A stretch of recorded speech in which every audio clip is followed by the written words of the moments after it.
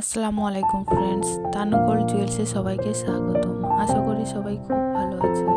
আজকে আমি তোমাদের জন্য খুব সুন্দর এবং ইউনিক গোল্ড ইয়াররিং নিয়ে হাজির হয়েছি। আশা করি ডিজাইনগুলো তোমাদের খুব ভালো লাগবে। ভিডিওটি শেষ পর্যন্ত দেখার অনুরোধ রইল। ভিডিওটি যদি ভালো লেগে থাকে লাইক, শেয়ার এবং সাবস্ক্রাইব করে পাশে থেকে